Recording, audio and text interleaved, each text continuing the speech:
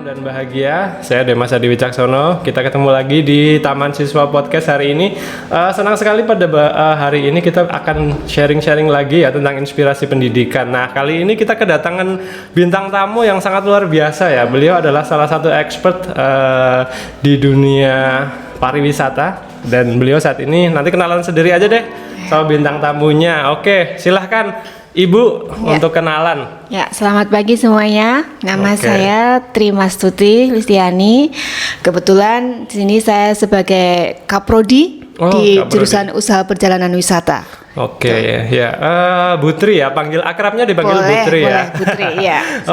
Seneng banget ya hari ini kita bisa ketemu sama Bu Tri. Beliau salah satu Kaprodi di jurusan Usaha Perjalanan Wisata di SMK Taman Siswa Purwokerto. Ngomong-ngomong sudah berapa lama Bu ngajar Bu? Untuk di Taman Siswanya sendiri saya sudah cukup lama, sudah sangat lama, sekitar 18 tahun. Wah, 18 tahun ya. Jadi sudah cukup pengalamannya sudah cukup banyak ya gitu. Bergelut di dunia pendidikan. Ya, gitu. Oke, Bu Tri, hari ini kita akan coba diskusi mengenai salah satu jurusan ya yang ada di SMK Taman Siswa Purwokerto yaitu usaha pelayanan pariwisata, usaha layanan pariwisata ya.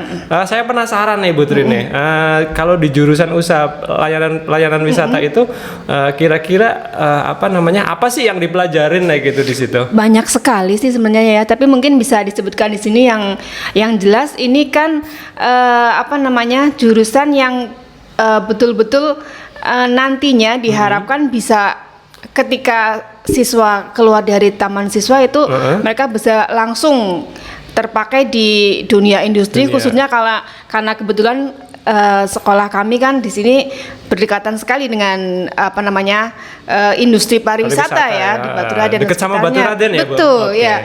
Jadi diharapkan nanti mereka bisa langsung mengaplikasikan apa yang didapatkan di sini tentang misalnya bagaimana mengelola objek wisata, bagaimana menjadi seorang pemandu wisata, atau mungkin juga bagaimana menjadi event organizer untuk sebuah event di tempat pariwisata seperti itu. Oke, menarik sekali. Termasuk di dalamnya mungkin mengelola biro perjalanan wisata juga gitu. Siap. Menarik banget. Tadi saya dapat satu poin tuh anak-anak belajar juga tentang IO kayak gitu ya. Iya.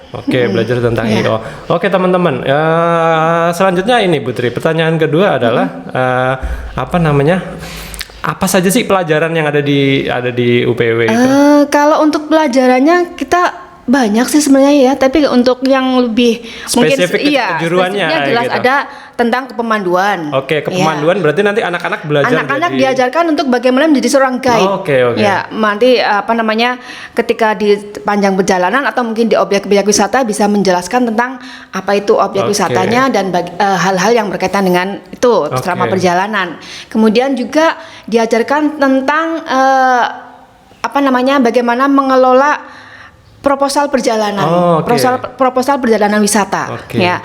Lalu juga tentang perhitungan bagaimana kalau misalnya di sebuah biro mau mengadakan paket wisata itu nanti juga diajarkan seperti itu. Terus ada lagi nggak kira-kira bahasa asing kayak gitu mungkin yang? Iya jelas ya, kita di sini ada 2 bahasa asing ya, selain bahasa Inggris juga ada bahasa Perancis. Bahasa Perancis gitu ya, bahasa Mandarin juga kemarin sempat ada saya dengar ya. Ya betul, bahasa Mandarin juga ada. Menarik sekali Bu Tri ya. Jadi ada beberapa pelajaran yang memang itu skillful banget ya buat anak-anak ya kayak gitu. Salah satunya tadi ada kepemanduan ya. Pemanduan. Jadi terus anak-anak kalau di kepemanduan itu aspek apa yang diajarkan gitu? Misalkan komunikasi atau apa gitu. Iya. Yang jelas di sini anak-anak nanti diajarkan untuk menjadi seorang pribadi yang percaya diri.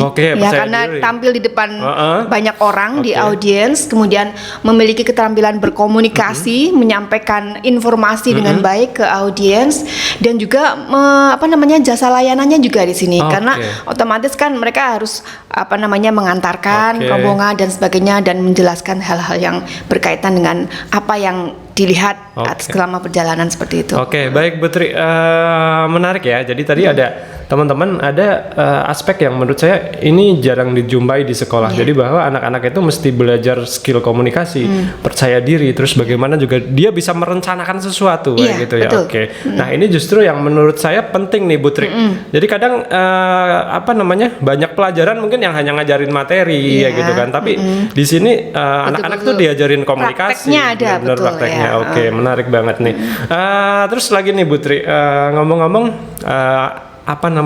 anak-anak setelah lulus dari jurusan ini, mereka bisa kerja di mana aja sih kayak gitu? Di banyak tempat. Yang pertama jelas di biro perjalanan. Itu mereka bisa nggak harus bekerja di biro perjalanan, tapi bisa menciptakan juga, membuat sendiri ya biro perjalanan, kemudian menjadi tour guide otomatis, kemudian juga bisa seperti yang tadi sebutkan menjadi IO, jadi membuat sebuah acara yang berhubungan dengan MICE, yaitu salah satu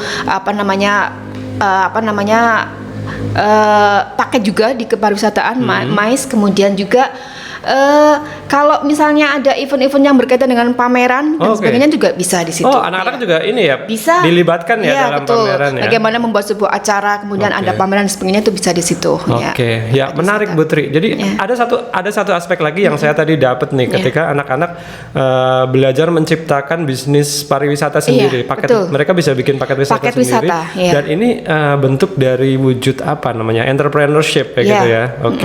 Terus kayak gini Bu Tri, tantangannya apa sih ketika anak-anak belajar gitu? Pernah nggak ada tantangan yang dijumpain? Ya, pastinya ada. Ya, yang jelas yang pertama mungkin kalau siswa itu dari komunikasinya itu kita harus betul-betul memberikan semacam ilmu komunikasi yang baik untuk siswa. Kemudian juga yang kedua adalah menjadi semacam siswa dibentuk untuk bisa mengorganisir sebuah acara, termasuk di dalamnya itu menyusun acara, membuat paket acara, dan juga wawasannya harus luas sekali.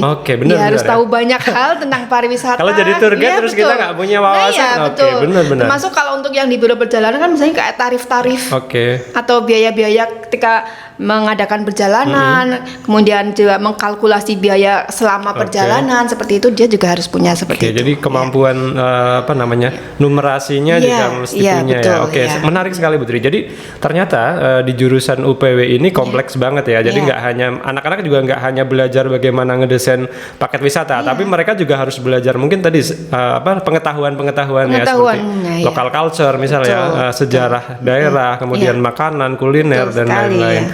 Teman-teman, menarik sekali nih di jurusan usaha perjalanan wisata. Ngomong-ngomong, saya dengar di Taman Siswa itu juga satu-satunya ya Bu jurusan usaha layanan wisata di Banyumas ya. Di Kecamatan Banyumas, di Kabupaten Banyumas ini hanya di Taman Siswa ini. Di Taman Siswa ya. Keren sekali nih Bu Tri. Terakhir nih Bu Tri. Kira-kira ya gini.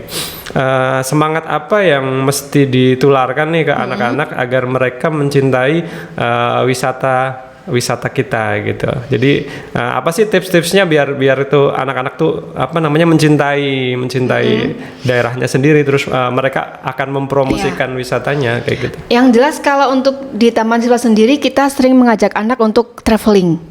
Keluar. Ya, jadi ada outing kelas. Kemudian di sana nanti anak diberikan tugas untuk mengeksplor sendiri wisata-wisata di sekitar mereka. Jadi mereka bisa terjun sendiri langsung ke tempat wisata, kemudian mencoba menginformasikan apa yang dimiliki, kelebihannya, keunikannya dan segalanya. Otomatis kan siswa akan dengan sendirinya akan berusaha untuk memahami, mempelajari sendiri budaya di sekitar daerah mereka seperti itu. Mencintai budayanya lewat aktiviti itu ya. Betul. Terima kasih Bu Tri nih. Hari ini bincang-bincang singkatnya luar biasa. Semoga bisa ngasih gambaran ya bagaimana sekolah di jurusan pariwisata gitu kan, dan semoga juga teman-teman akan terinspirasi untuk bisa mencintai wisatanya di daerah sendiri. Terima kasih teman-teman.